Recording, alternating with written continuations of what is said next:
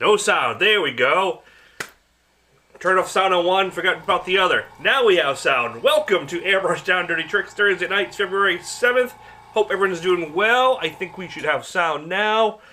Do we get sound on the levels? Yep, got them on my end here. All right, now we should be good. Now we should be good. All right. Brian Moore, Grumpy RC, Todd Grigsby, Mike Manning, Daryl Plank. What's going on, everyone? Thank you for popping in. Mike Manning, all my Down Dirty Tricksters. Look at all you guys. Thank you very much for popping in. We are going to wrap this painting up tonight. This one's been a long one, 3-parter, plus a lot of little side work I've been doing on it. Let's show you where we're at. This is what we got going on. I'm doing something a little different tonight, too, on the Facebook side. So share this to Facebook. I am going to run it on the Thin Air Graphics Facebook page instead of the Scott McKay one and just see what happens. There's only 1 or 2 people that pop into the Facebook one on the personal page, so might as well try it on the Thin Air Graphics business page. And the other pages, I think it's going on all the pages. Because on the business one, apparently you can do multiple at once. So I'm going to try it. If that doesn't work, I might try one of the apps. I'm going to talk to London Penn about that and see how he's liking it, because I know he's using something. We got 20 of you guys in here. This is where we're at. Let me go up to my there we go, 3 cam. So I played with some cameras today, made sure we're better angles. Did some rearranging. I'm going to try some extra lighting to see if that helps at times. Let's see. We'll see how that goes. Mike, Stan, Gary Shees, what's happening? Let's show you where we left off. Here's the paper cut one that we use. But we are doing good. We are looking. Let's go the top down. This is where we're at. I think we're pretty good there. I'm going to try to lower this down just a little bit. Play with the painting on bare metal and filming it is always a challenge for the camera. I think we're good. And my 3/4 cam, we can get really nice in on that. I think that's good. I might go in for a little extra zoom. How about that? That's pretty good, right? I'm going to do a little adjustment. There we go. That's pretty tight. You can see all the little guys there. There we go. That's good. All right, all right. Good, good, good. How's everyone doing tonight? Everyone's good? Give a shout out to all my Down Dirty Tricksters here. Thank you, everyone, for supporting the channel. We got a couple new members on there. Thank you for popping in, and we got a lot of gold skulls. Thank you, guys. Appreciate that. A reminder for what we're using here. We got everything rocking and rolling. All right. So, we got the skull here. I got everything pretty much worked out the way I want it. So what I'm going to do now is I'm going to get this eye done. Let me go to the side-by-side setup. I think that'll be a nice shot. No. There we go. There we go. Side-by-side shot. Mike Manning. Thank you. Thank you very much. Hope that audio is coming through. I think it is. Yeah, good. Good, good, good. Thank you, Mike. Much appreciated. All right. Okay, so we got our 2 colors here. We got our Dirty Penny and our Special Shot, and I did a second hose, so I don't have to keep changing as much. So now I can double fist. Should be fun. Ramen meaning what's going on. And let's see here. Paint list. This is what we've been using for paint in case you guys need a refresher. If you guys are just popping in this video, this is the 3rd video of the Servo Skull. And so this is going to be about 6 hours of total video time. And these are the two colors we're using throughout the project. And then I made a third by adding some black to it, but I haven't even used it yet. So just a reminder for everyone, we have the espresso shot candy. And now this is all, I mix these mixes before I put them together in the UV gloss, being the carrier clear or the carrier base color. So you do the mix first, and then you do the 1-to-1 for airbrush mix, or the 8-to-1 for spray gun. So espresso shot is 3 parts grabber orange, 2 parts dirt track brown, 1 part black. That's for the darker color. And the lighter color, damn, what's happening, is Dirty Penny, and that is 3 parts candy, 1 part dirt track brown, because I misspelled that. Awesome. So that's all we've been using on this. And if you're just checking it out, this is a piece of anodized aluminum that's anodized copper brushed, and I affixed it to a larger panel that's a inch bigger all around, so 1/2 inch each side. So making this painting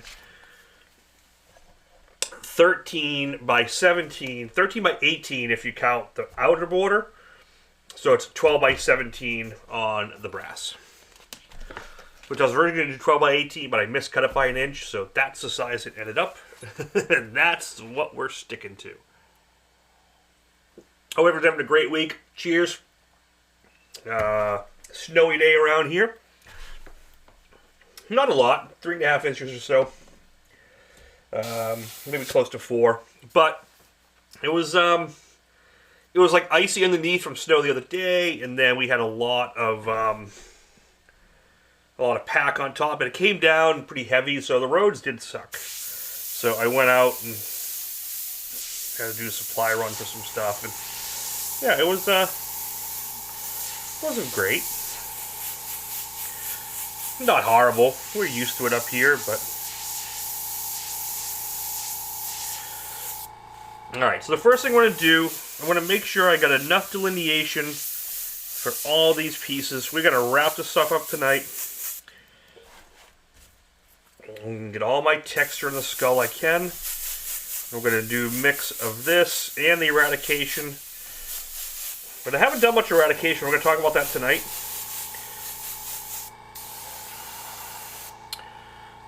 Cheers, Grant, what's happening?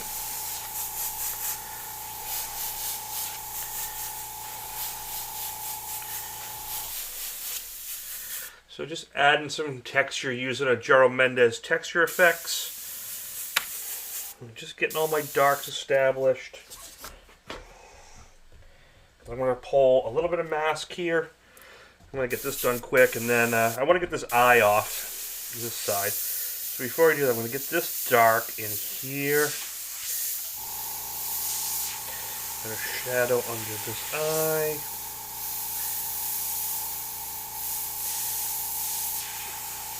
Yeah. Hope everyone's had a great week. Thanks for popping in. Don't forget to share this, like it, subscribe it. Comment after. That really helps too, guys. Go back in and make a comment about the feed after the feed is really helpful, from what I gather. Because there's a difference between the live feed algorithm and then once it finishes, the traction it gets afterwards. So sharing it after the fact definitely helps.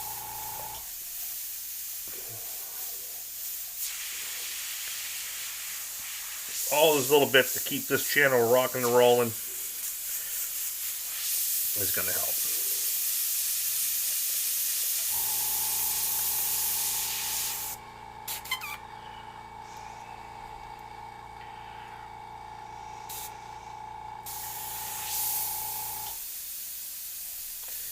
So yeah, I haven't done a live feed on the YouTube channel side of it for a while, so I figured since the personal page wasn't getting much traction, I think it's just algorithm and how things work, I figured I'd go back to my Thinity Graphics business page on Facebook while I'm running live on YouTube and see if that gets any more traction. So we'll see. Used to get tons, but I don't know.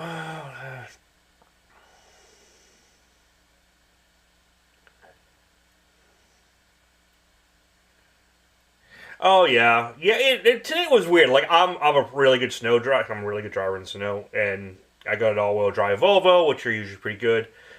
But even the roads out here, at least my way, you're 2.5 hours, west of me.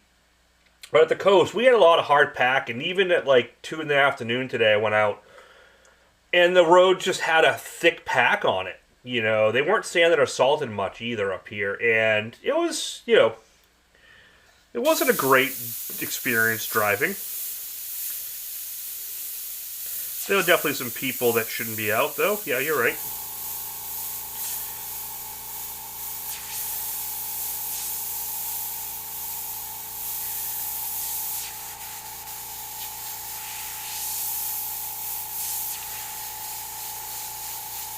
Alright, before I move on to these guys, I want to do one thing. I want to get this eye done.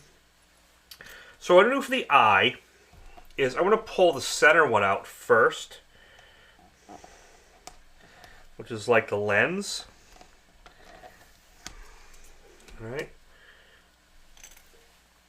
And I'm going to give it...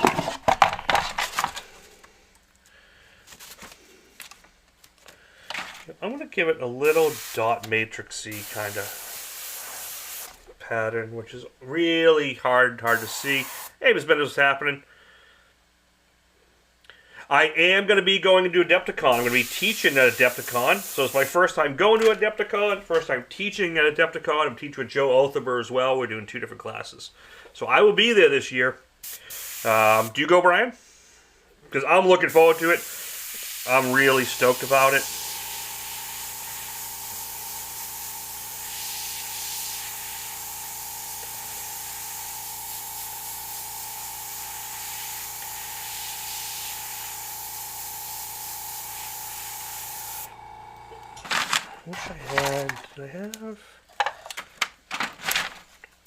Wish I had a good grid. But I want to use these and make it a little bit.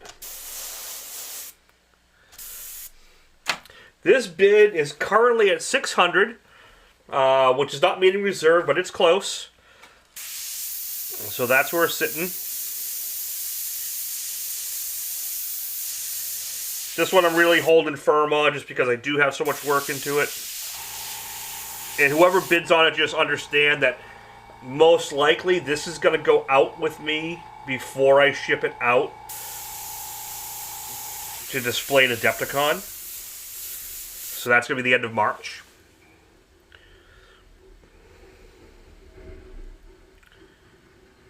Oh, very cool. Yeah, so the bid turned out, I mean, not the bid, the classes turned out great. My 2 intro classes sold out in 24 minutes. So the intro class, which are 2 2-hour intro classes, that sold out in less than 20 minutes, which was amazing. I've never had that happen, so really stoked on that. And that's not because it's me. I mean, it's a good intro class. It's put on by Iwata, so I can't take all the credit for selling out that one that fast.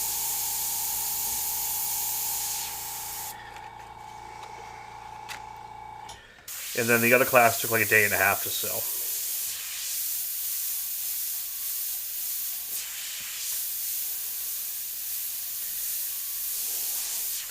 So just making like a kind of a, see if we can get a little extra light on this guy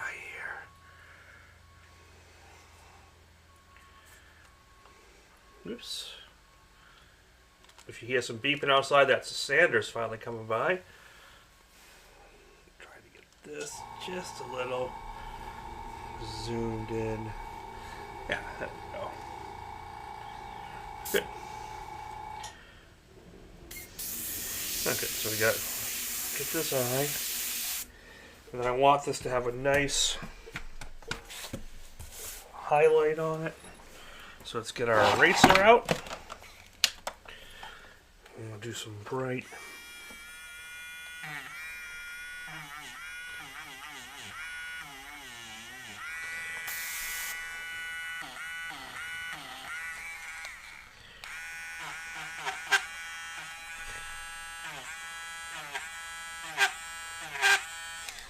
There we go. That nice little highlight there.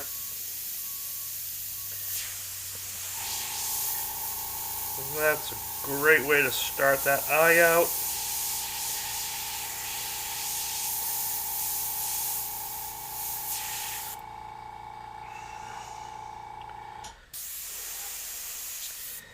Alright, let's get this lower neck done. Let's get that out of the way.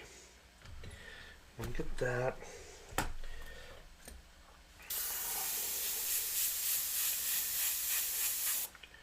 I'm going to put that orange candy just over it.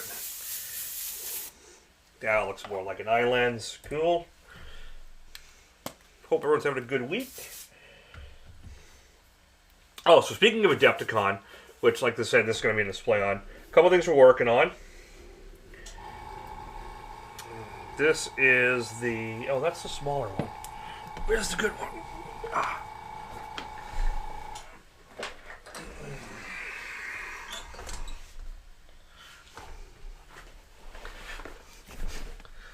Chris Garcia, what's happening, man?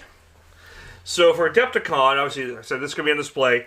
So my intro class, I'm working on the intro piece, which is going to be basically basic airbrush, how to use it to do, you know, how to paint these minis and get a really good impact right off the bat. And this is the guy I'm going to be doing, and I'm deciding on colors right now. So it's like a little eyeball kind of guy.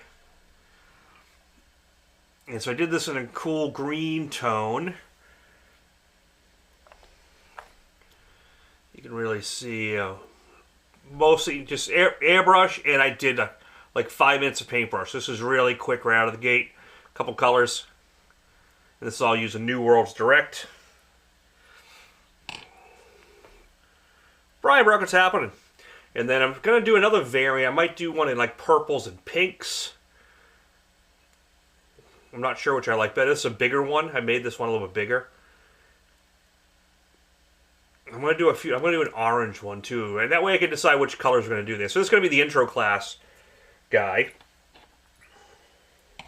and then that's a 2-hour class, and then the big one at Adepticon, which is a 6-hour class with me and Joe teaching, is this guy, which he is the Priest of Onslaught. So this I printed on my 3D printer, my resin printer, which I had to split it in half. Doug, what's happening? Thank you very much. So this is the Priest of Onslaught we're doing. And this one, we haven't fully decided on the skin tone yet. But because of the skull necklace, any old timers here remember Street Fighter, I keep getting a Doslim vibe with this guy. So really dark skin, kind of orangey glow thing. So that's what I'm thinking for this. And then all the metal and stuff. So this is what we're going to be. These are 2 projects we're doing at Adepticon in March. So we're doing this guy for the intro, which will be fun, and then this guy is going to be the 6-hour class. So these aren't real, these are from a game, but it's very specific. These are made by a company called Creature Caster. That's who made the models, and they 3D printed from there. I'm not super familiar with the game. Just working with Creature Caster for the first time. And they're supplying the files for us to use, and then I 3D printed these on my resin printer, assembled them and painted them. Well, this is all one-piece print, but I had to split it in 2 because my printer's not big enough, so I had to cut it at the neck, which I gotta get rid of that seam. But yeah, it's printed really well. 3D printers are fun. All right, back to what I'm doing. All right, so we have our Servo Skull. We've done that. Let's go back to this. I want to come down here. I want to get this lower section done. So let's go right up here. Yeah, the Priest is really cool. I printed 2 of them. This is a smaller one. And I printed an even smaller one, and then like maybe 20% smaller than this, and then I dropped it today and snapped the horns off. So I got that one, and then this is... So this just fit my printer, you know, because the way the head is, that's as big as the deck is.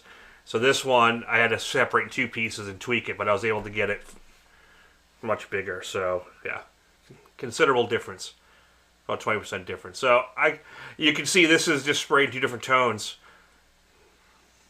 But yeah, so these are going to be the projects. These are cool.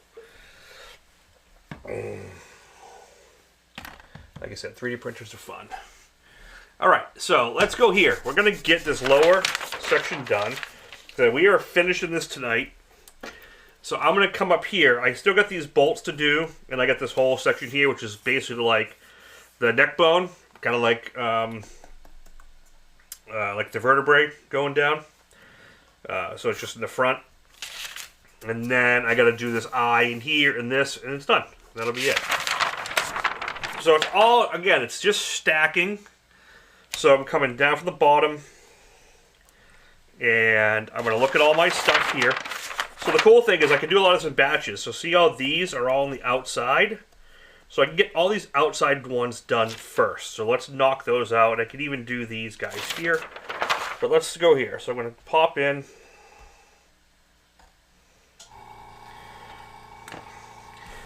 I'm going to use my plastic razor. Oh, you know what I'm going to do? I want to make sure these are really separated. So we have good delineation. Make sure whenever you're doing masks like this, right at the edge, make sure the edge, just paint the edge. You can paint right on the mask, just so you get a good clean edge.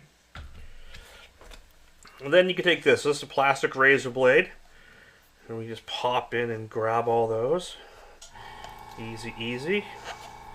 The nice thing about the plastic laser blades is they don't mark up. If you see there's a little tick mark here, which I don't think you can see there. Maybe you can see here. There's a little tick mark from picking, but... So basically I'm taking everything out. That's on the very outer. Okay.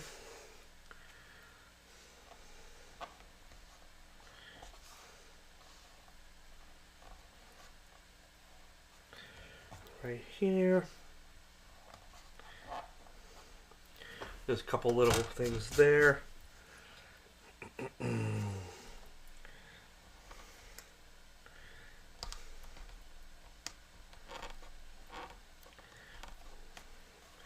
I'm just working up the line. Yeah, this is an Iwata. These are the Iwata Takumis. So these are the SBs. One's a Takumi SB. One is these are both SBs. Yes. So these are the Micron SBs, which is the side feed ones, and I also have the Eclipse version. So this is the .35 nozzle, and these are the .18 nozzles. That's what I'm using tonight.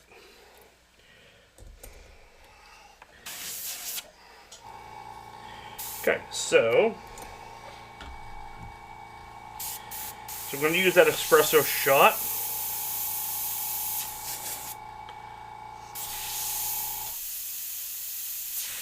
I'm just going to drop shadow here.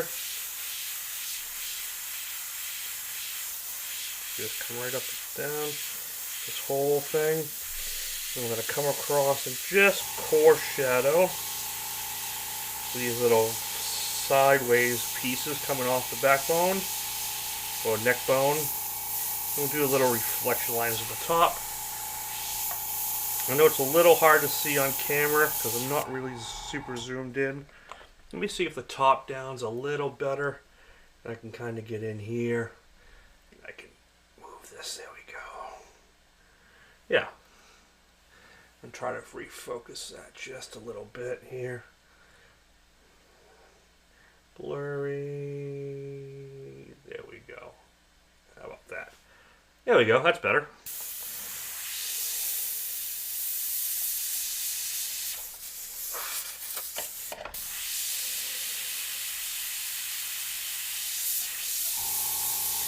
So this one, see, I'm not too happy with that. I didn't get enough delineation on the top. I'm going to see if I can pop this out with... Yeah, it's a little better. There we go.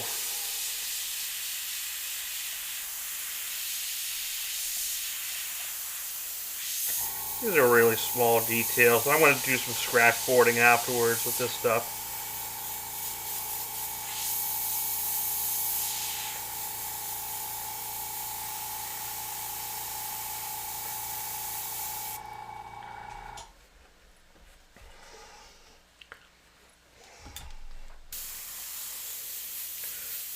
Everything a nice wash with this.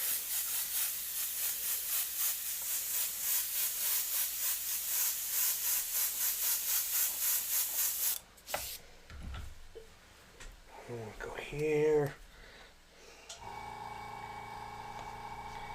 Oop.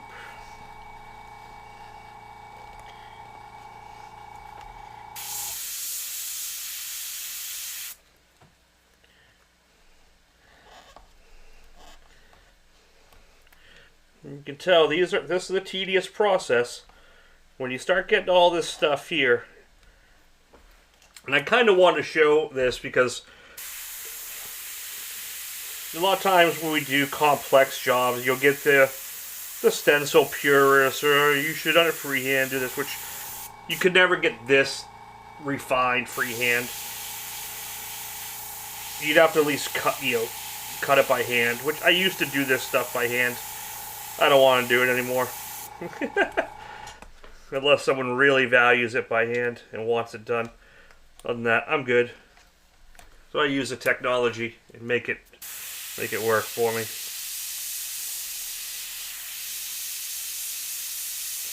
But you can imagine this. I remember a bike Fido did a long time ago. That was kind of like this. It was all done in blues. And I believe he hand cut all that. And I just remember thinking to myself, there's got to be an easier way. And there is. But still, not that it's easier. The time, it's still just as time consuming. Because even if you hand cut it, you still got to pick and weed and do all that stuff directly on the bike. So you don't save that time at all.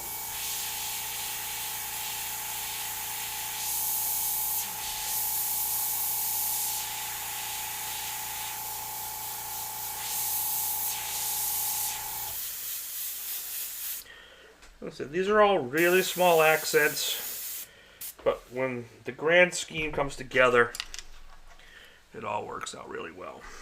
Alright, so we get you're out, and pop you, and leave that, pop you, and they're just as bright, so that can stay. That's why these plastic razor blades, you can just kind of come in and just hit it. Now I'm going to take that dirty penny and just take the full brightness off of it, so that way I have something to erase to. And that whole bottom section's getting there, as you can see.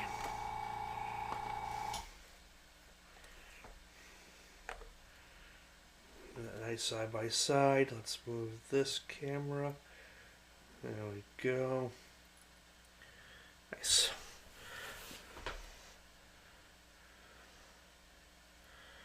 Just takes so long. What do you mean it just takes so long to do stencils? See, for me, when I design the cut files in Illustrator like this, I do this. Doing this, I'm going to draw this anyway if I'm going to hand cut it or do it with a plotter. So that doesn't change. The only thing that changes is me not putting a blade directly on the metal surface. I can design this in Adobe Illustrator so fast. And like these tubes are brush sets that are downloadable on my store. And a lot of these elements can be downloadable. If someone wants to do this in the future, you can knock this out in half the time I did. Once you get really proficient at it, it's so quick. But yeah, that's going to be available. If you go to McKay Fine Art, it's going to be available soon. And then you just size it and cut it to how you want.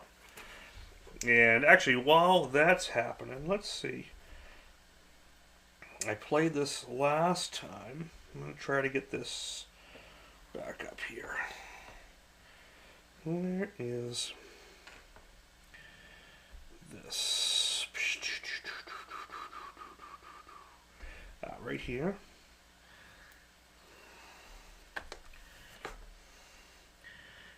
so I want to cut this over. This is how I prepped this panel and did the vector work and did everything. So let's pop that in here. Let's see if that shows. Oh, it's not showing.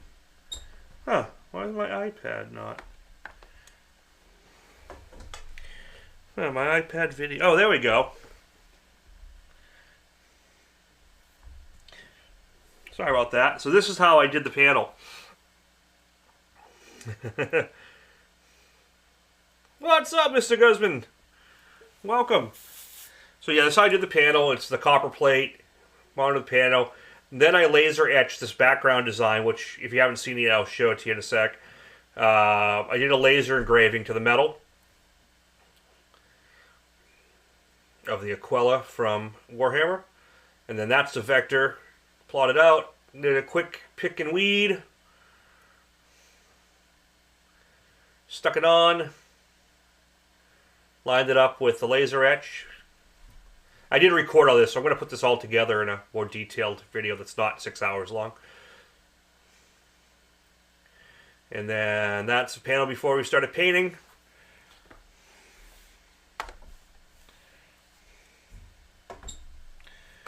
And then we ended up here. So you can see that logo in the background. That's laser etched in the metal.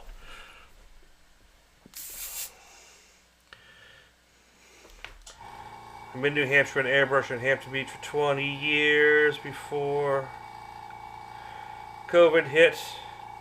I'll be back at it soon. Oh, cool, Doug. Yeah, I'm up. I'm right up that way. So I'm right in Amesbury. I'm up there quite a bit. I do a lot of work in that area. And Ray is a good friend of mine who's got Airbrush Underground. We do some stuff together quite a bit. So I did Hampton Beach back in the early 90s for a little bit.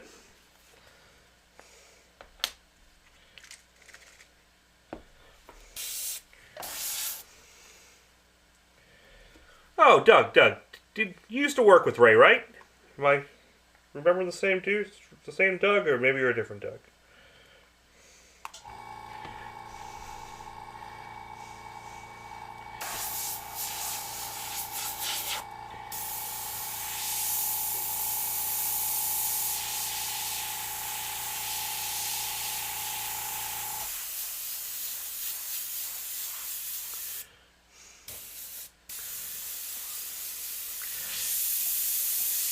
Alright, we're going to drop shadow under the skull to here. Make sure that's good.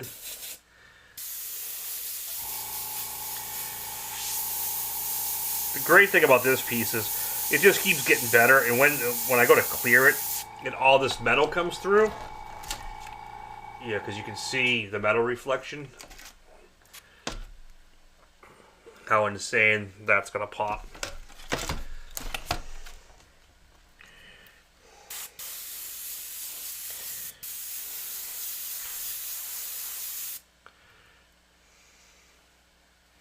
Oh, nice. Yeah, I was just actually talking to Ray the other day. He's helping me with my new sweatshirt design we're going to come out with soon. Get those printed up.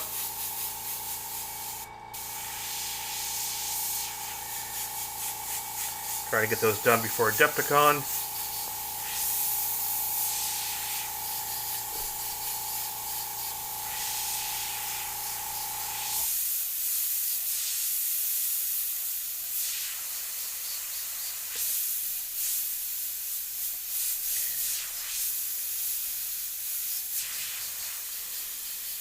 Alright, cool. Oh, is that the tents next to the sea? Oh, very cool.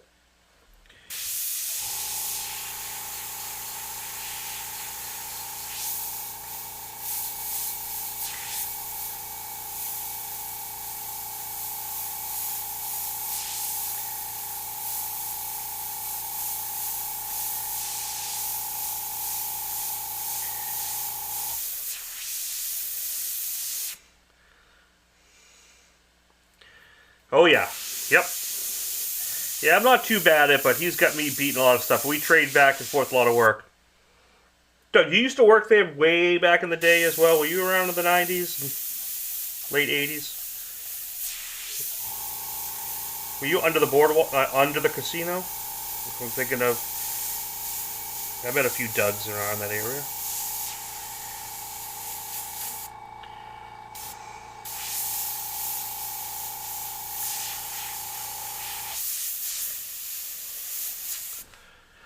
Alright, let's get up. Let's get this done out of the way and get this skull going.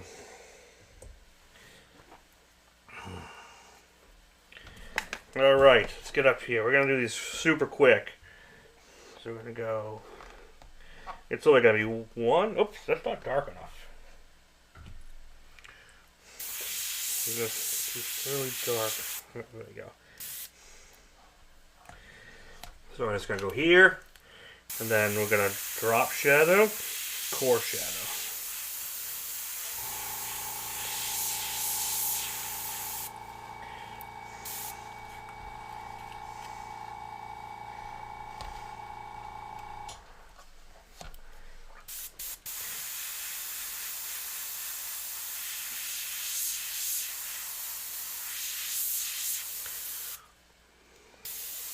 Well, it's under the boardwalk, under the casino.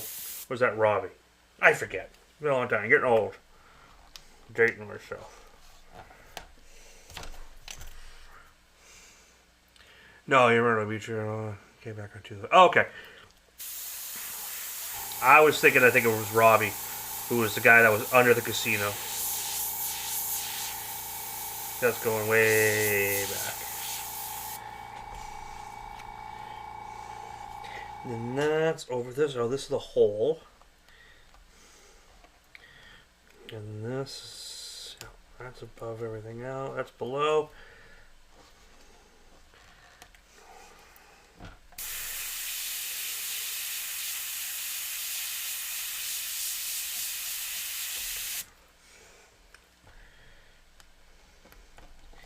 Yeah, this type of work, projects like this are really tedious. Take a long time.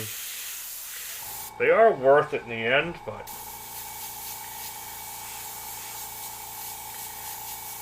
I remember when we did some of the TV work. People ask, why isn't there more airbrush stuff on TV? Because it's fucking boring to watch. I remember when I did Chopper Challenge on CMT, the film crew was like really excited when we started stuff, and then they were really fucking bored. Not much of it aired.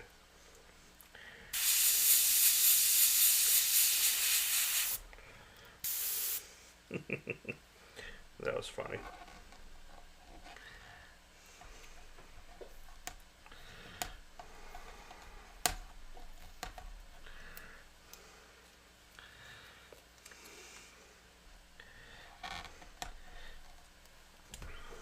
Cool.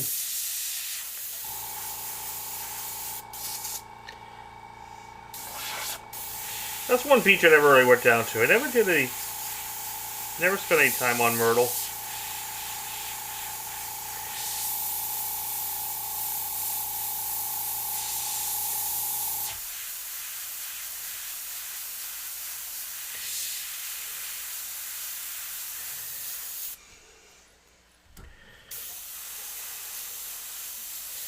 So again, using those two different candies, a Dirty Penny.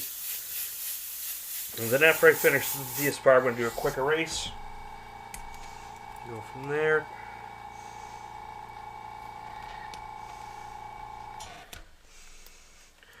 But you can see as I keep pulling more, you just get more and more layers, more and more depth to everything.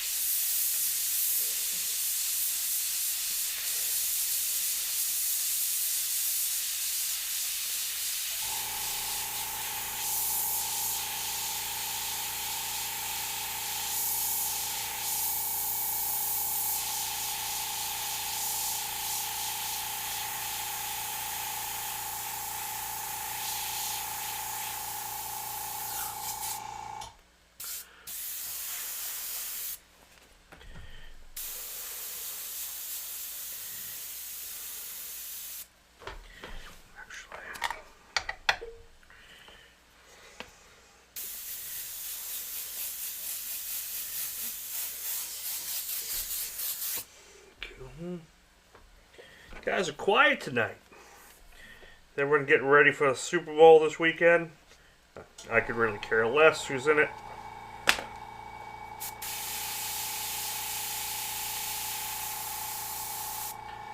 Since Brady left the scene and the Patriots, I just haven't been that into it. I still watch every year, but I kind of watch and do stuff. Make some wings. Hang out. It's actually kind of fun, though, when you don't care who's in. You just watch it for the game itself and see who you kind of switch who you root for.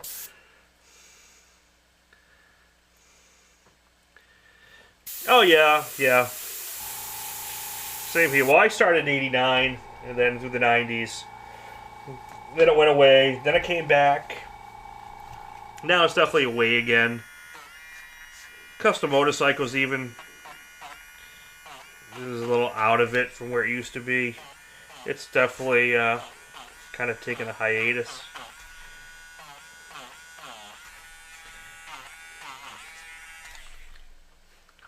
Rafa, what's going on, man?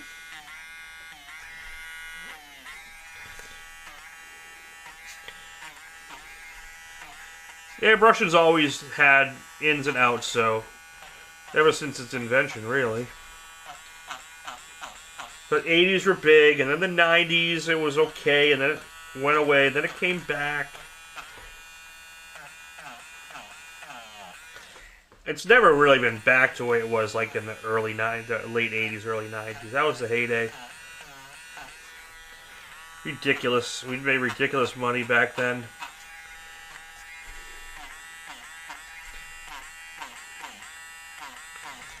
And then I got to the point you could still do it in fairs and beaches. But like the mall days and all the stores and retailers, that kind of went away. Unless you were in like beach communities, and then you could do it in stores. I remember like, you know, like talking with Terry Hill before he passed, and then talking with Pat Geens at a show. They're still rocking it down in like Florida and stuff. And guys doing the fair circuit still do well if you don't mind that lifestyle of traveling around. It's no more popular than it is here overseas. Everything looks good online.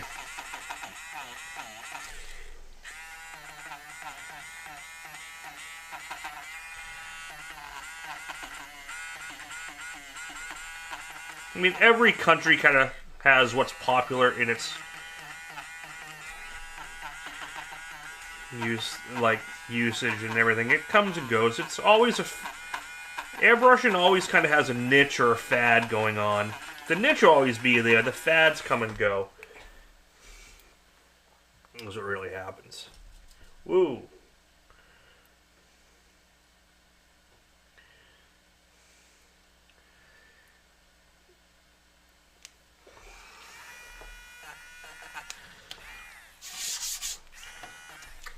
Yeah, if you want to cut hard stencils, just get yourself a Cricut.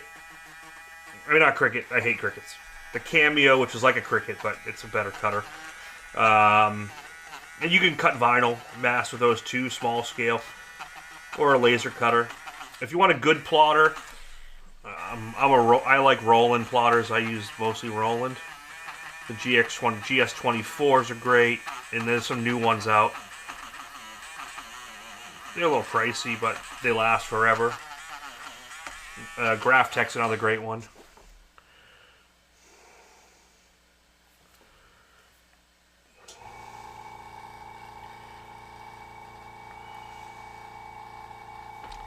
Yeah, man, we gotta set something up this summer. Yeah, whenever you're in a coastal vacation area, you can always do some airbrushing and have it work. The hardest thing is usually, the regular retail side is usually the hardest thing. Okay, so good. So we're good. So you can see look how much that pops now that it's done.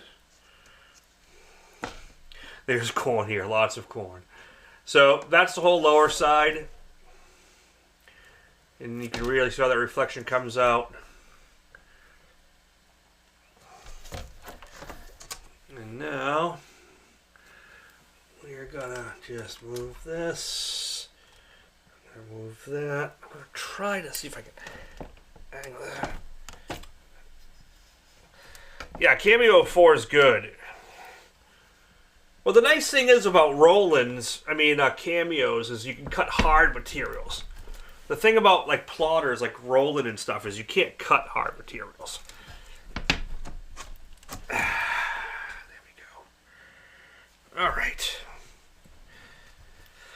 So now I can zoom in on that eye a little bit and get this thing wrapped up.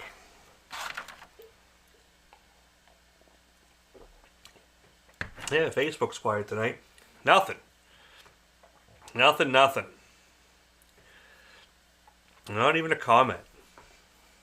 Facebook's lame. Sorry. Alright. Let's see what we got here.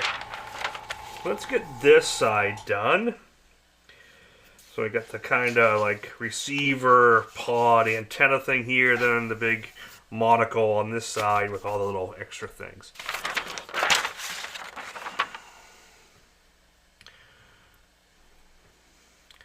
So there's some great old videos by Kiwi Terry on Chrome. If you want to do a Terminator skull, it's probably an expensive kit. But Drew Blair did the Terminator skull with the fire coming off, and I think he offers it as a project. If you're on Warlock, what's happening?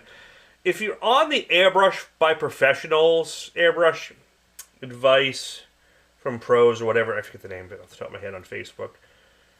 Ask there, put a message out to Drew or reply, see if he's got one. I mentioned that. Is it weird that I watch on both? Are you seeing it on Facebook on the Thin Air Graphics page? I first time doing it in the business page in a while, and I shared it to a bunch of pages because the personal one wasn't getting any traction, so I figured I'd just give it a shot. Alright, so let's show you what I'm taking off here. So we got all this on this side. Oh wow, see how that messes up the camera? Man, it's such a pain with cameras. Let's see if I can do both. Nope. Let's see if I can get this out of here. Nope, with that, the camera lens doesn't like it.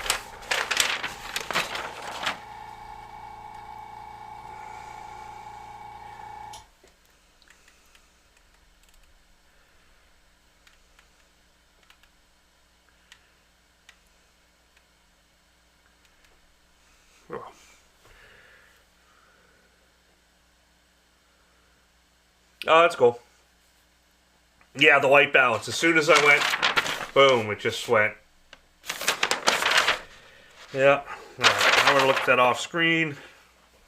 Actually, what I'll do for you guys, I'll bring up the reference shot. There you go. Now you can see what I'm working on. Gotta love technology. Image, airbrush. Hey, Bill, what's happening? Thank you for popping in. Alright, so let's see what we got here. Alright, I'm gonna pull this antenna. And that's pretty much staying there as it is. We'll do a little. I wonder if you have manual white balance settings on those cameras. No, I have all the settings, but the problem is it's tough to get them in sync from different angles. And I set everything on manual right now. But it depends on which angle. So, like, I can change the white balance here, but then on this angle it's different because it's catching it. No, the auto's...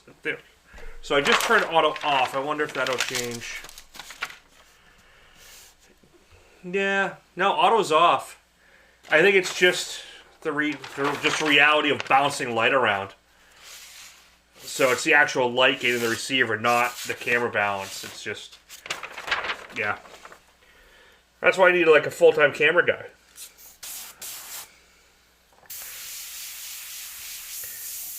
I looked into getting Blackmagic cameras and getting upgrading for my Lumixes, but unless someone wants to loan me or give me, because I'm not taking a loan, about $8,000 to get 3 Blackmagic Studio cameras. This is what I got to do. That's the issue with live cameras.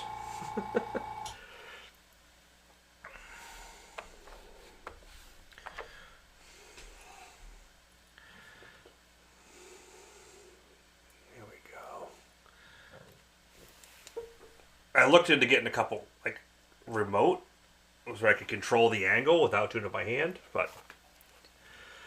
So my whole system is Blackmagic. Everything in here, all my studio switcher, everything you're seeing is running through Blackmagic equipment. All my video stuff, that's what I use. But the cameras, I haven't been able to pull the trigger on. I'm using all Lumix G7s, which are good cameras.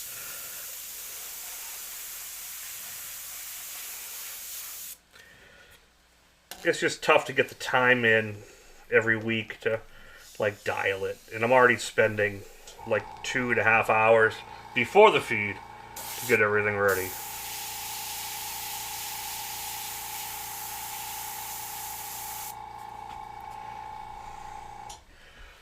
So, eventually I'll upgrade. I keep an eye out for Blackmagic cameras, like through B&H when they go on special. Because I'd like to get at least one. Like this camera, my 3/4, my top down, I'd like to get a Blackmagic. And the other reason I want it is because Blackmagics I can control from remote, like from the switcher app. So I could actually have like a friend who knows how to control cameras log in during the feed. You'd actually control this stuff, which would be amazing.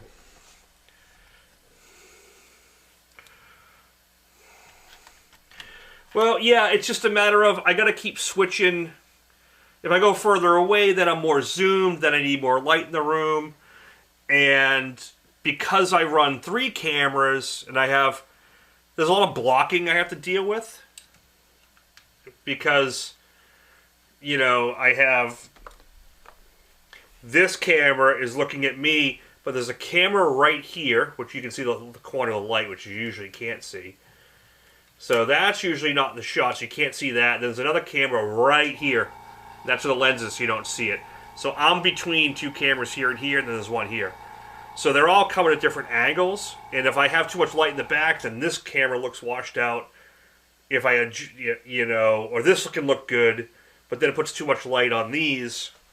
There's just a lot. There's a lot to do. There's a lot going on here.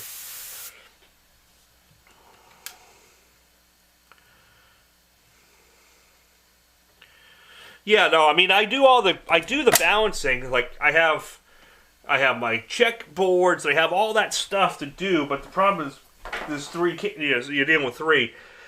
This one's particularly different because I'm dealing with a reflective surface. The reflective surface also messes with shit because it's coming up at me. There's a lot of bounce light.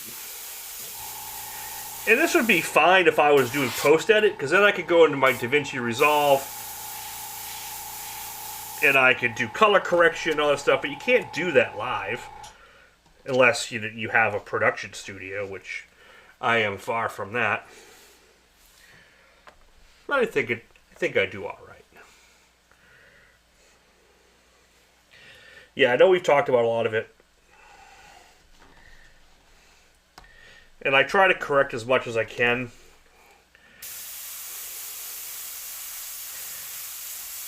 But every time I try to correct, I spend so much time. You know, it's getting to the point where I almost... Yeah, every surface bounces off another one. I have the production studio here. I have everything for a full production studio. It's having someone that can run it while I'm doing.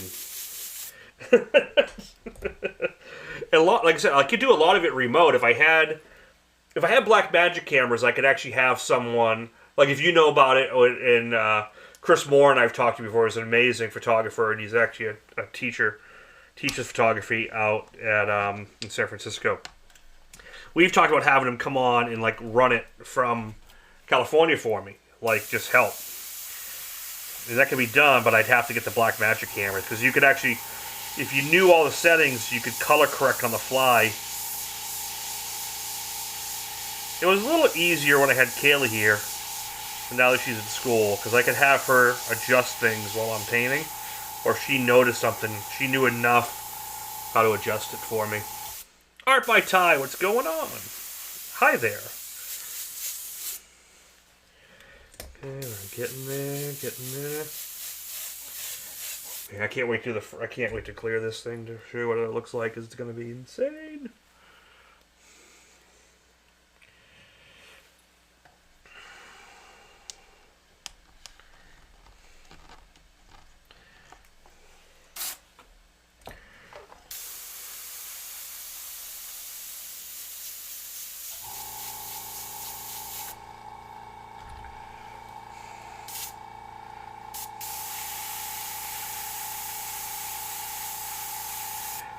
What I'd love to have is getting someone help me edit all this freaking content.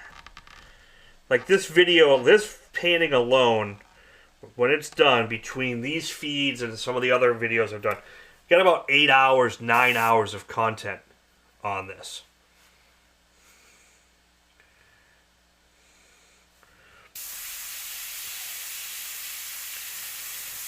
Yo, yeah, there's some great books on it.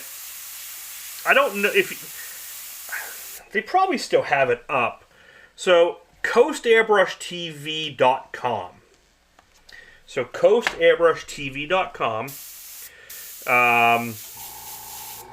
had some videos. I did a couple there as well. But Kiwi Terry did his Chrome version on it. He did his gargoyle. Kiwi, man, Kiwi's Chrome was, like, undeniably some of the best in the business. And it was kind of painless, too, the way he did it. He just knew what to do. Javier Soto had an old video on it as well.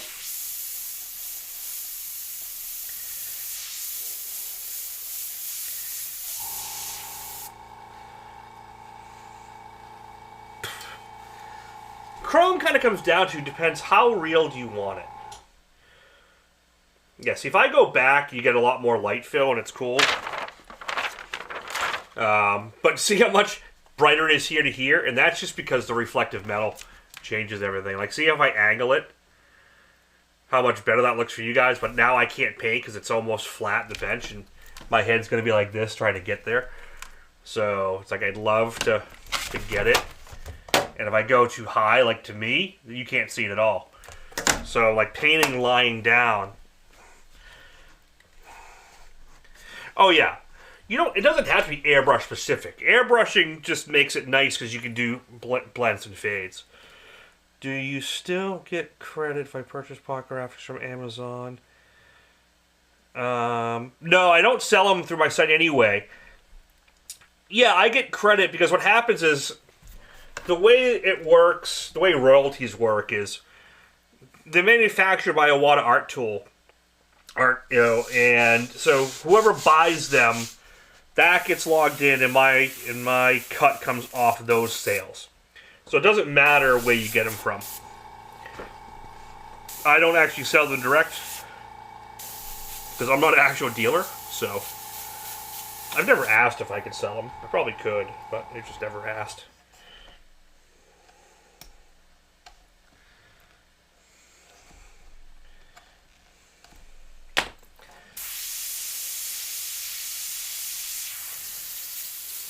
Okay, cool.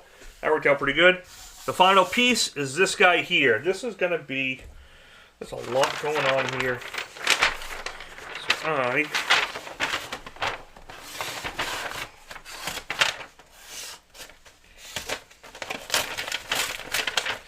just so I can see what's happening, I'm going to bring this over just so I can see everything. Yeah, I appreciate it. But yeah, I appreciate you asking. I wish I could sell them direct. I mean, I could sell them direct, but I'd have to set up a dealer account like Wada, go through all that. So it's just easier if you just... Again from there.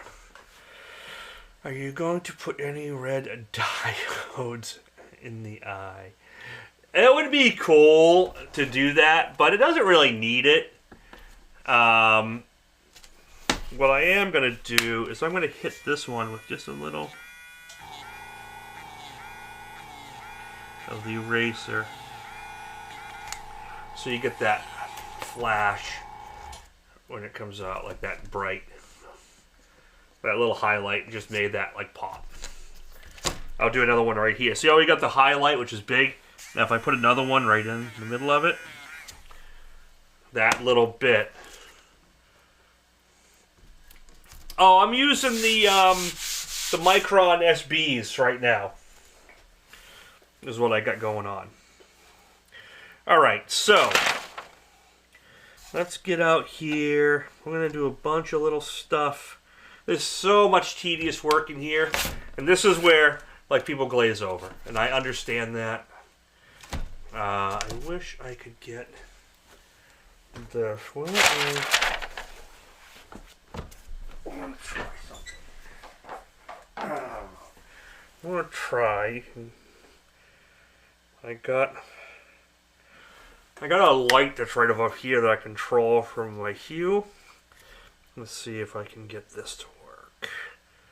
I'm gonna go here, overhead light, 100% bright. Let's see if we can change the color. Yes, oh, that doesn't really help you.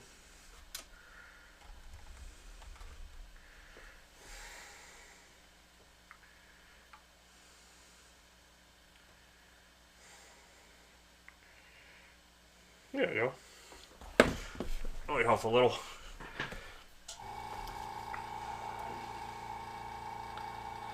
Yeah, it would be cool. It'd be cool to like add LEDs and stuff to it, but that is not happening.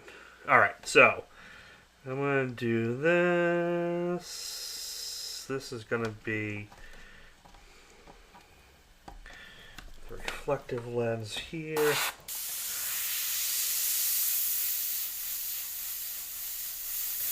We'll just have a couple little things.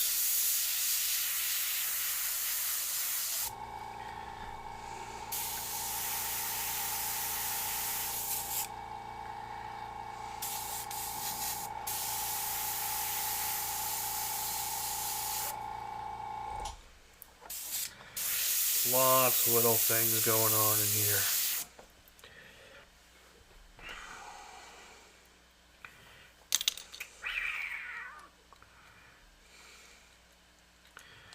Yeah, you can always add more stuff if I choose.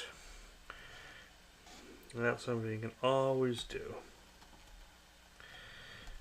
Lots of little bits here. Like this is where I start leaving a lot of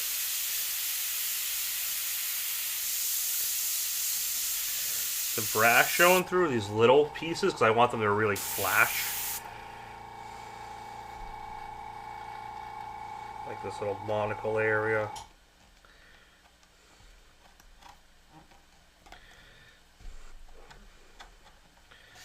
So see how that's separate from this? Now I can go around. Then I can hit this again.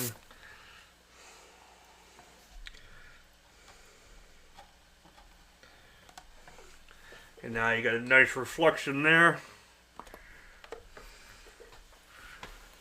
There you go. Well, this is actually a good angle. So you can see everything happening.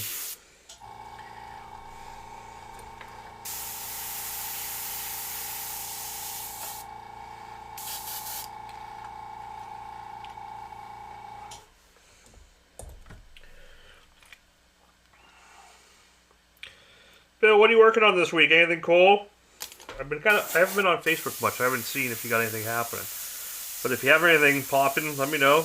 You can feel free to put a link up.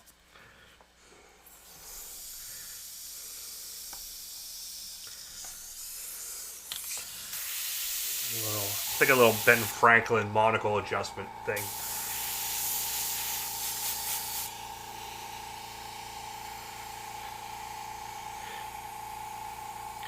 No, man, it will. So, like, hey, I emulated lots of guys and learned from lots of guys, and for years my stuff looked so much like Craig Frazier's when I was doing it. But that was learning technique and developing skill sets. And then the style kind of came as I started doing my own designs, or I started incorporating my own stuff with other people's stuff, or mixing techniques. It comes. There's always some emulation with art.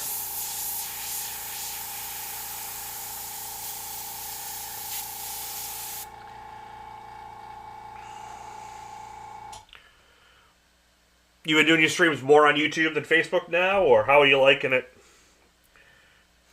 It definitely takes a lot more time to build, but I will tell you, once you build everything on YouTube more, it's much stronger than Facebook or Instagram with that. Instagram's good for shorts and shit, but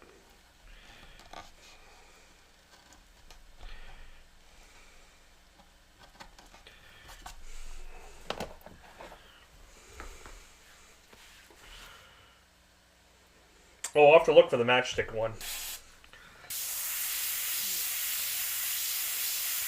So we are in the home stretch. We're just finishing this monocle up.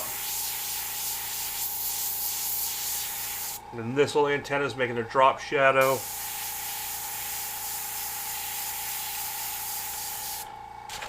We can add a little extra grit here.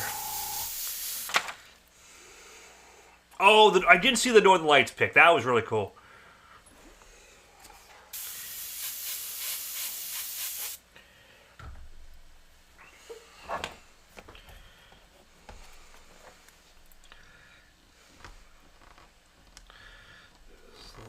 Little cuts in here.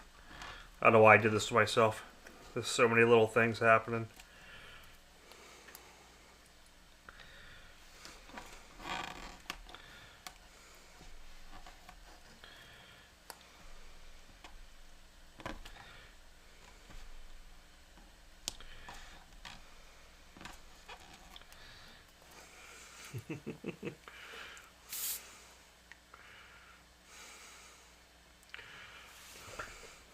Yeah, no, I'm not going to add an LED to this, because I think it would kind of make it a little cheesy.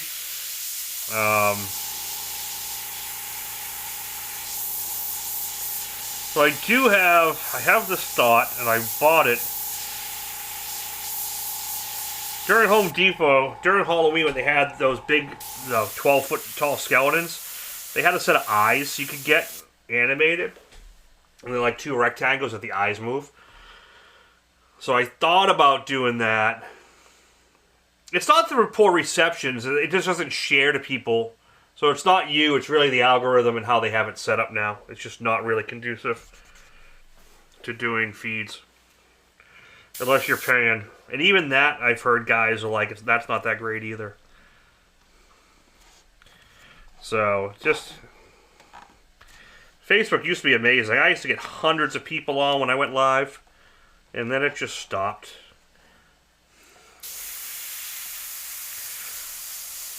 What I find too on YouTube is nice because you can edit it afterwards.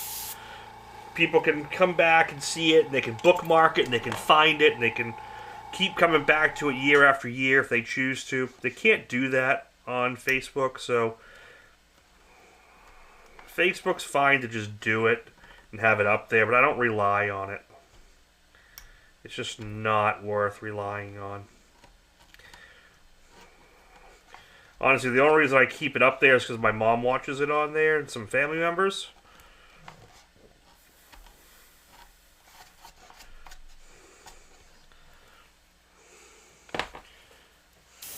It's just... no, I'm going to clear this in gloss. And the only reason I'm going to is because I have a piece on brass like this, and I know what it looks like gloss, and it's worth it.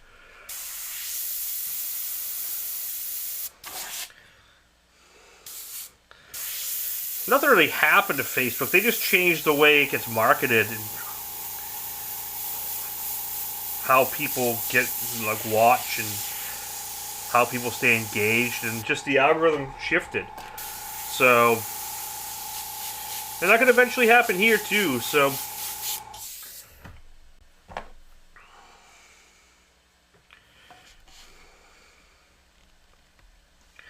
that's why tonight, and I'm not doing any better. I tried it tonight over on Facebook. I'm doing it on my business profile, the Thin Air Graphics one, and it's not getting any more because I thought, oh, maybe it's the business one. And some guys do well. Steve's feeds do great on it. Nub was doing a lot, was doing really well over there, but he hasn't been doing many. I think he's really slammed busy.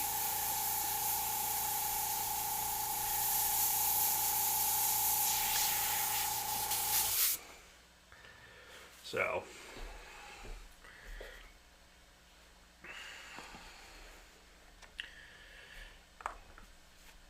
there we go, the side-by-side shot.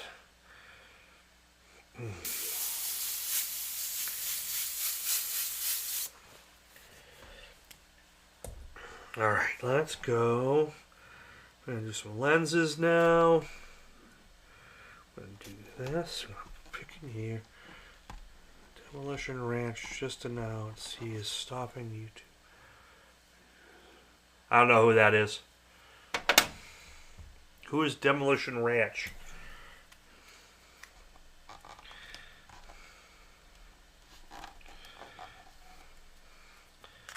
I mean, lots of guys on YouTube, especially the guys who made like millions and did really big on it, they get burnt after a while. They don't need it. They can take a break. My big thing is I'm really just trying to build a big content library.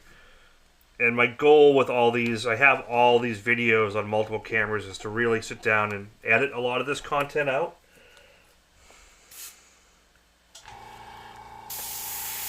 Thanks, Bill. Yeah, this is all just two different color candies on top of a copper plate.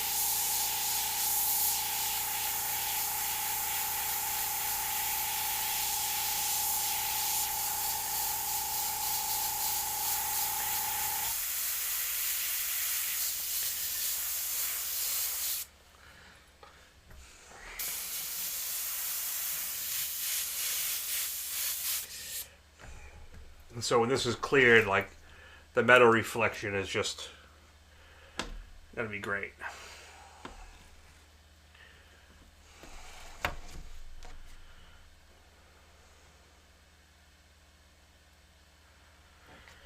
Yeah, when you work on this technique, you start to understand what level to take when. It's not that hard to figure out. You kind of build a system on doing it.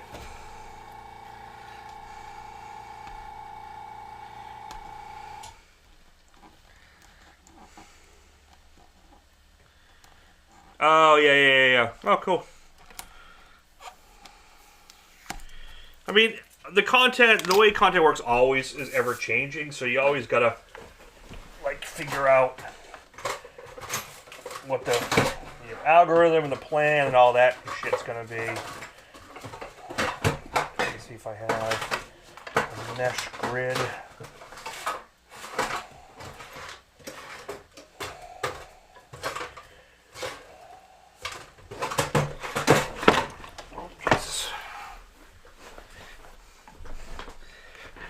So right now we have a bit of 6 on it. It's not meeting my reserve where I want it.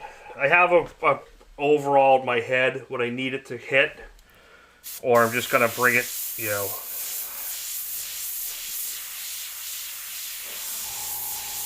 I'll just advertise it afterwards, but between super chats and bids, it's close, but you know, this is the painting. This is not. I wanted to really showcase what it takes to do, like, not just a quick 2-hour, just a quick 2-hour painting. I wanted to showcase, like, this is the time it takes to do a huge painting. A lot of detail. It's got a lot of hours in. Like I said, this is probably gonna. This has between R&D and development and everything else, this has probably 12, 14, 15 hours in it.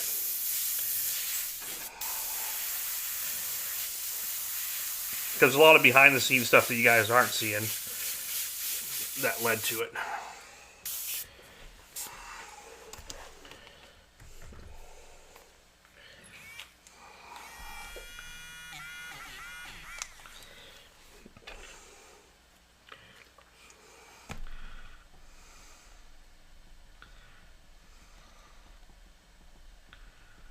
We want this to have like, it's almost got like a fractal kind of design.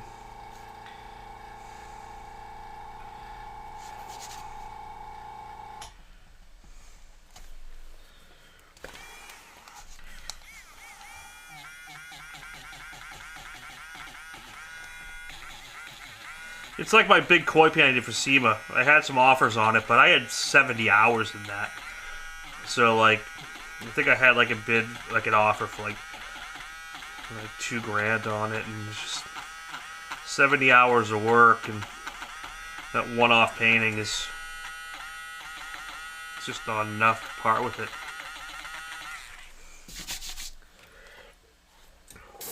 Just not enough to part with it.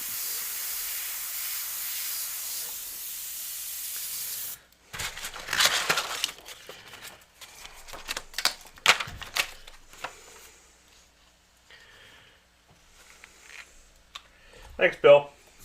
Yeah, a lot of work went into the development of this setup.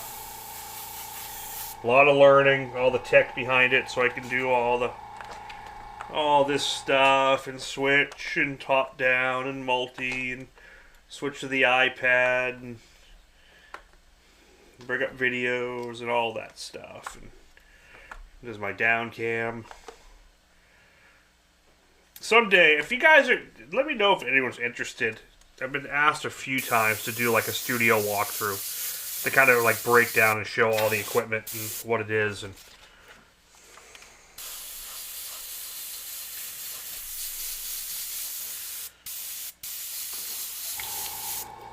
it is quite a bit.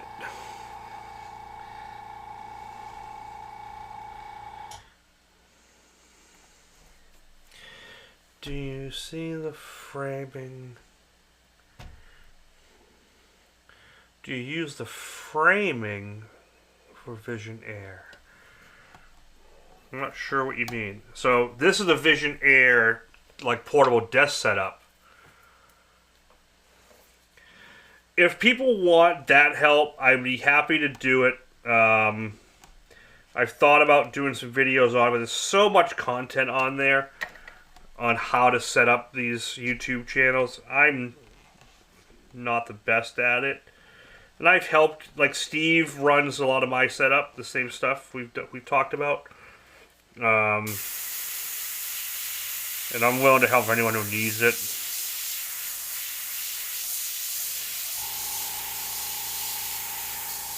But to do a tech channel on how it all works, then you need tech to record the tech on top of the tech.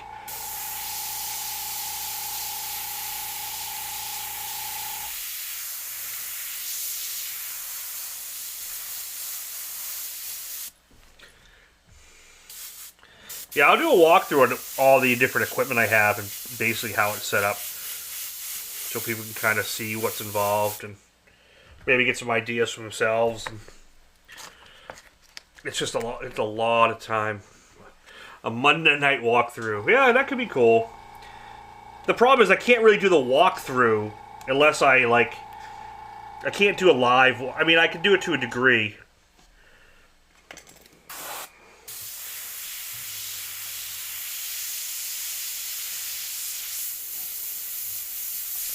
Like, I can take one camera and just move it around and kind of show where everything is.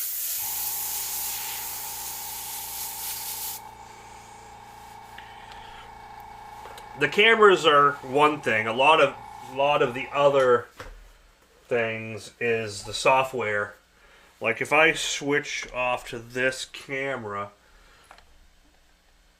if I pop to this one, I'm going to pop it off its mount so you can see. So that's what you're seeing. So that's what I got going on, and there's all my mess around. There's the two feeds that I'm reading the comments on. One's YouTube, one's Facebook. So this is YouTube, so I'm seeing all your comments in front of me. Then the other camera here, that's another iPad. That's Facebook's feed. That's the camera that looks at me directly. That's the actual live feed. Whoa, it's Infinity Cam. That's the broadcast, so that's a big monitor in front of me that's showing everything. There's the mic, there's the lights. That's the camera that comes down from the top. That looks down. And there's another camera here. I'll shut this down so you can see it better. So this is a whole rig, and this all floats. This is all coming from the ceiling, all down. So this camera floats on a boom that's up there and adjusted and out to where we need it for the shot. And it's got a big rotating head for it. Then to my left, that's a multi-camera screen. So that's showing every camera on the feed. That's the background that swirls behind the floating feed. This is the switcher that switches all the cameras. This is the hyper deck, which plays all my intro loops and videos and stuff like that. I can switch between. That's the iPad. And these are all going into this control box, which then goes out to YouTube and goes out to the computer. And then all my other stuff here, this is how I switch this stuff on. So this is my downstream key, and that's the reference image one. And then I want to thank you guys. I go to my members list. And then I can go to my sponsors. And my paint list. That's all on a downstream key. I can also bring up a hyperdeck loop. And the key, bring that in. There's all sorts of stuff I can do here.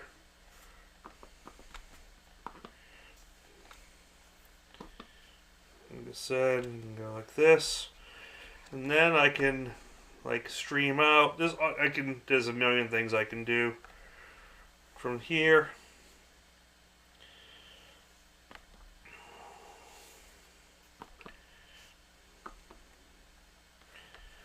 And switch things. Yeah, there's a lot. So all this is the control. So that's what I'm driving, and then there's my painting. And I'm painting, and then behind there, lights, and that's the other computer that drives all that stuff. Yeah, airbrushes. Yep, so that's everything that's happening in here. Yeah, I can go over how all this works at some point, but yeah, that's a little bit of it. Yeah, so there's one Lumix camera, two Lumix, three. Those are all my main cams. And then this little guy. And then I got a GoPro I gotta bring into the mix as well. And that can go up there. Yeah. So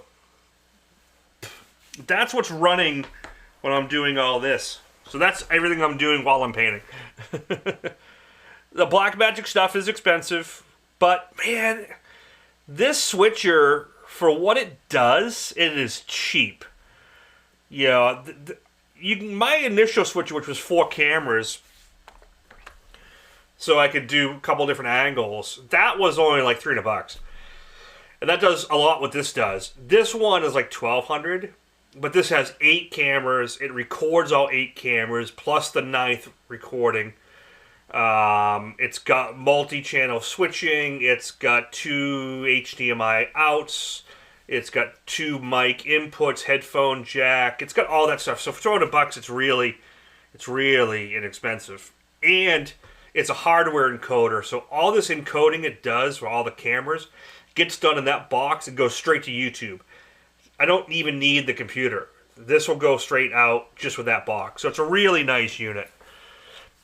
No, I keep it. I don't do when it's off in here. It's all covered up, and the amount I paint here is very minimal. So it hasn't been a problem. I try to keep it clean. But there's really not that much overspray in something like this. Alright, so it's 9:30. We're pulling the last couple lines.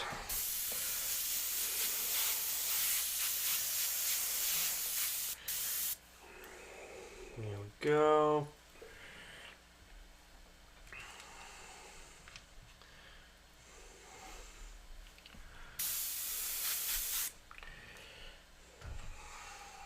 What else is going to come off? You're good.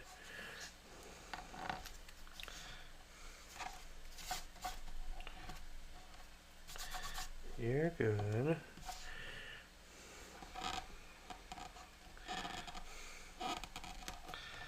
Couple last minute pulls, and this is it. We are done. Oh yeah, so I got the stream deck right here. That's oops, wrong feed. Hide this camera. So yeah, this is the big one.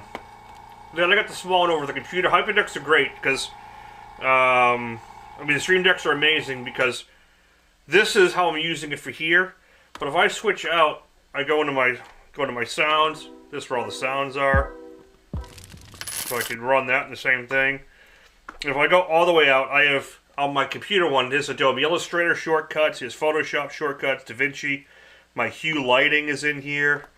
So you can program these things to do anything. They're just a big macro board. So if you need any help, let me know. I'd be happy to help you with it. Once you get the Stream Deck software set up, what you want to do after that is you want to get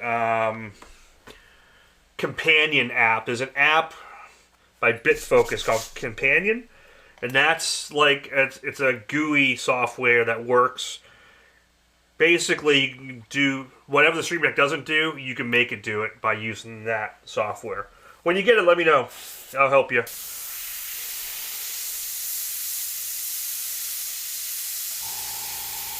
The last couple pieces to pull.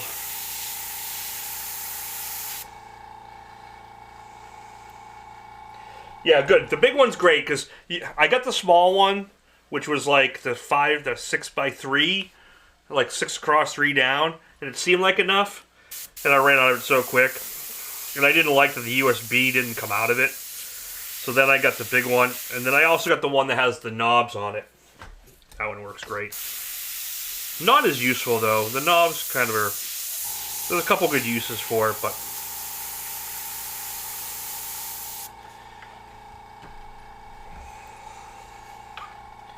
But they are great. I need to figure out frame and mounting, camera and lighting. I can help you with all that too. So I have small rig cages and mounts for almost everything. And then I got a bunch of other mounts that keep everything, different booms and different things like that I found over the years.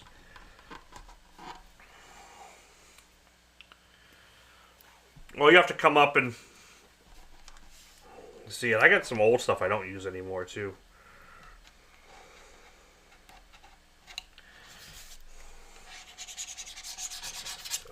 There we go. Since those are the highest, they don't really get much.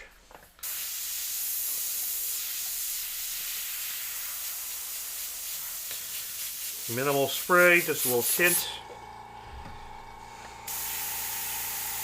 That last piece is about to come off, and this puppy's almost done.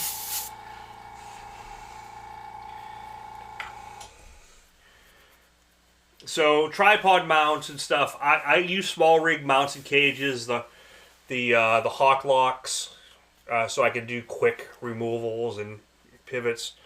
Lots of stuff on Amazon. I'm gonna take this last piece. I'm going to take my blade, just going to run over, make sure I don't have any vinyl hidden. That's going to pop up after I clear it. There we go, good.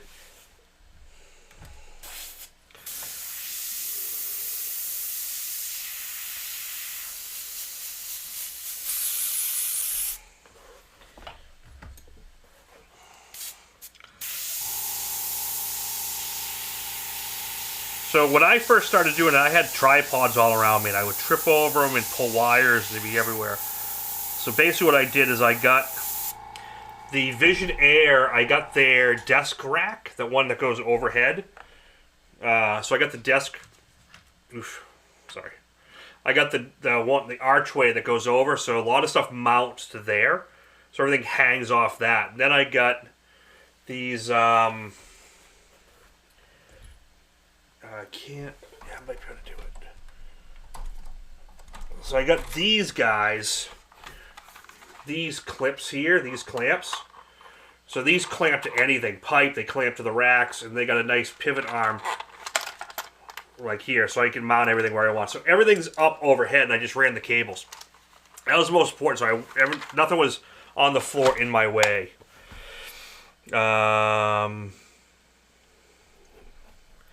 Old brushes. I got a lot of Pache still around. Don't use them. I still got them. Alright, so we are good there. I'm going to zoom out on this one.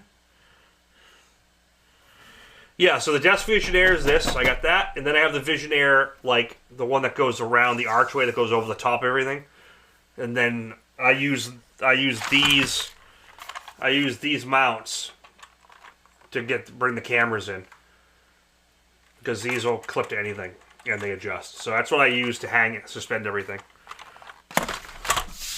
Alright, so, whoops. Two little guys here. See, I almost missed those.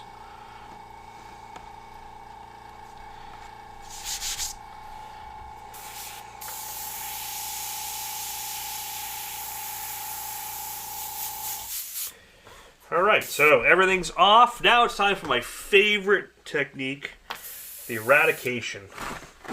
Just like erasing, which we've done a lot of. Chaotic, thanks, man. Appreciate it. Yeah, it's a fun piece. Took 3 videos to get her done. We had a lot of other prep.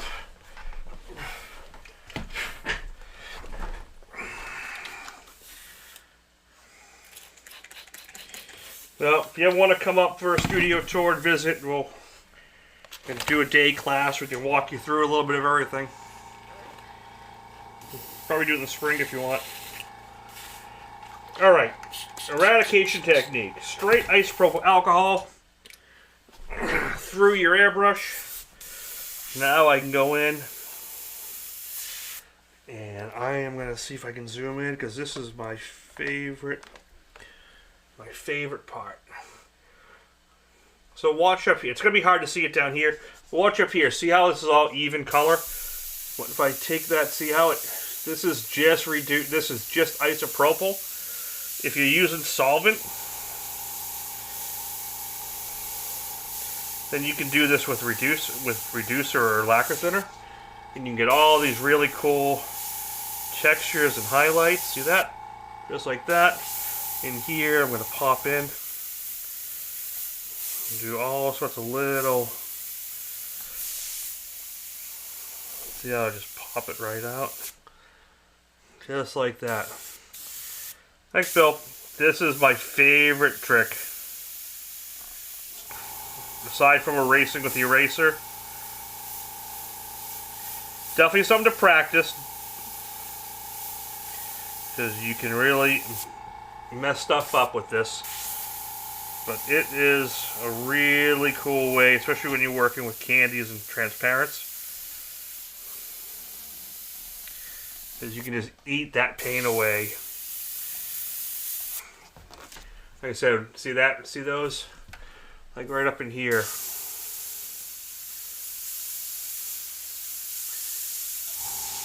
I can just go in, I can just push that paint.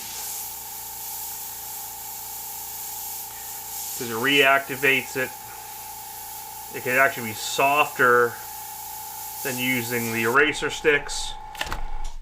And you can get like details, so I can get right in here and do little dots right in here. That otherwise would be hard to do.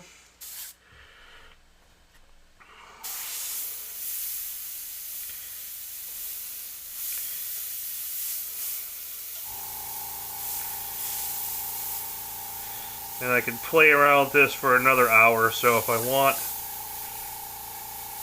But realistically, this is the completed painting.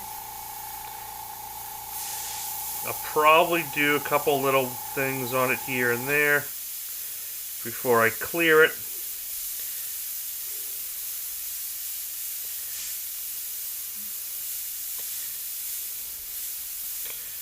And like I said, I'll bring this to Adepticon. We'll see if anyone is interested in buying it there. It's just got too many hours in to let it go for 600. But I appreciate the bids on it, guys.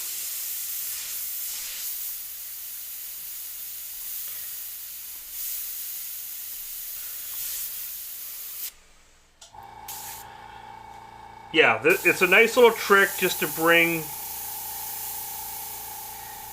a little bit of extra different texture to it, and especially when you're exposing either a white panel or the metal behind it. It's really cool. It just does a lot. It's like wet blending stuff together, like when you do in acrylics or watercolor. You're just pushing stuff around. Oh yeah, I'll definitely show it when it's cleared. But you can just really see all that. But it's really great for all the highlights. Yeah, this is a copper piece of this.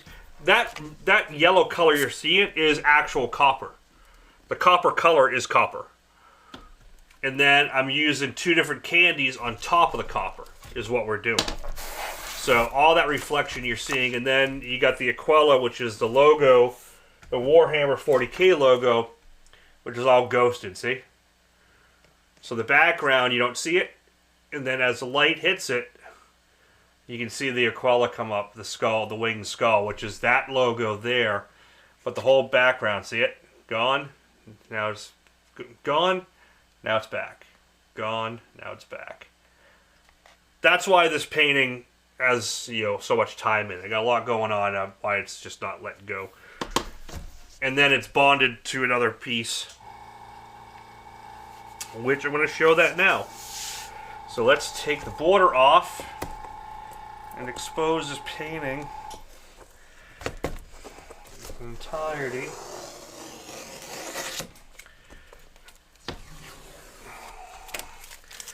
So you can see it's going to have this cool underneath. I gotta take this off so I can see it.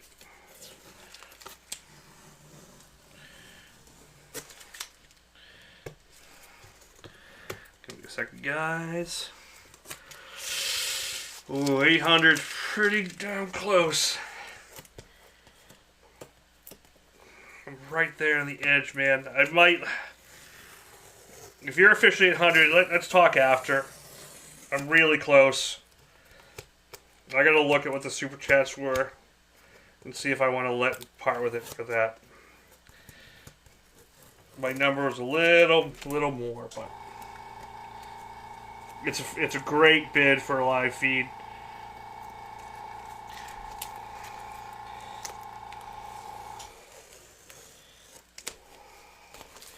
So that was just a number I put.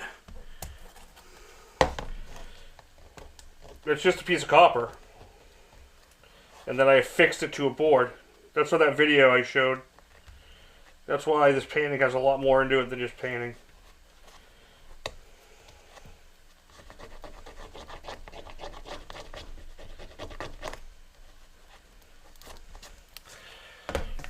There we go. Alright. Let's zoom back out. So there we go. I still got to do a little cleanup on that panel, but now you can see by having that black panel border, it's double edged, so it's really thick. So you have your... We'll talk after, Gary. Like I said, I got to see where I'm at between chats and everything else, but it's It's almost there. It's just I got to see where I ended up, or see if I want to hold on to it and try to get something at Adepticon for it. There we go. Yeah, so you have the 13 by 18 aluminum polymetal, and then you have this piece of 040 or 050 copper directly bonded on top of that. And then the painting is painted, and then I'm going to clear this baby.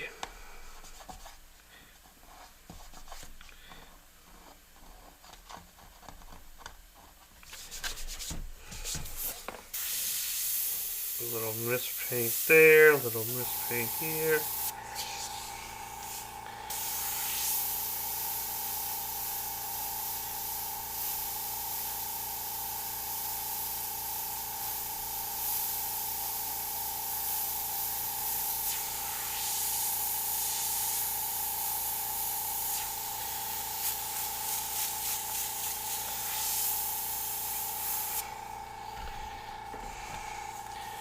Alright, there we go. So that, kiddies, is the whole painting done. Ready for framing. I'd love to frame this in the same way that I did the, or make an industrial metal frame for it, just to add. It'd be cool to do a hammered copper frame. But shoot, framing for this is going to cost, I don't know, last time we had framing done, but framing for this is going to be $400 or $500 to frame this damn thing. Yeah, this is probably the biggest piece I've done in a live feed so far. It's the first time I've done a 3-part direct on copper bonded to metal with the holographic laser effect. First time I ever did that, and I haven't seen anyone else do that. So yeah, it's a really killer piece. It's really cool. It's going to look even cooler framed up. So, yeah, I am pretty stoked. Yeah, when I clear it, will we get to see it clean? Yeah, I'll post up a video of it. I'll post something on the socials for it.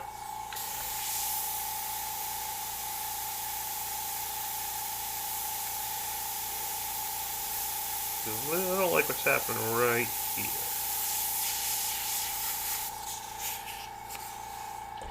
This is where, that's not quite 10, but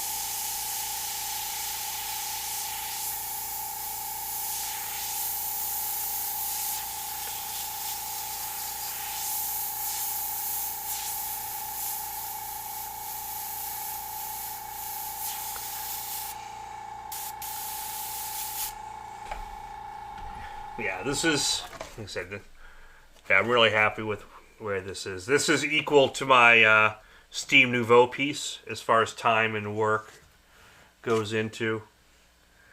And yeah, when it's clear, it's going to be insane.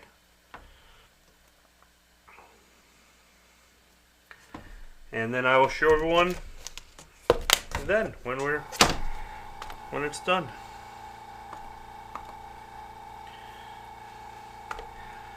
And that's it, kids. I want to thank everyone. We can chat. Yeah, we'll talk afterwards.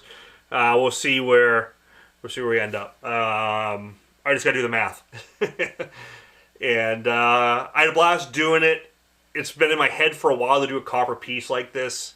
And with Warhammer, I've been into that. And with Adepticon coming up, it all is kind of going, kind of coming together.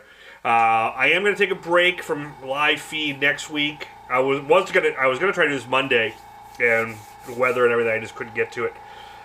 And I had jury duty Monday, and that killed me all day. So I got to get ready for Adepticon. I have to reset some stuff here. We got a bunch of baggers that need to get finished because spring's around the corner. So I got a lot of work going on. So I'm definitely not doing a feed next week.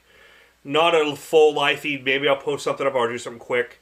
And the week after, I'll probably do something light as well. And then we'll get back on track after that. But I need to catch up work-wise, taxes, and prepping for Adepticon and getting everything done. So I need a little time for that. So I want to appreciate everyone for checking this out. And the super chats are great. Thank you, everyone. And the bids, I appreciate it. So have a great weekend, everyone. Enjoy the Super Bowl. Be safe. Be happy. Don't break a TV if your team loses. Don't bet too much. Don't bet what you can't lose.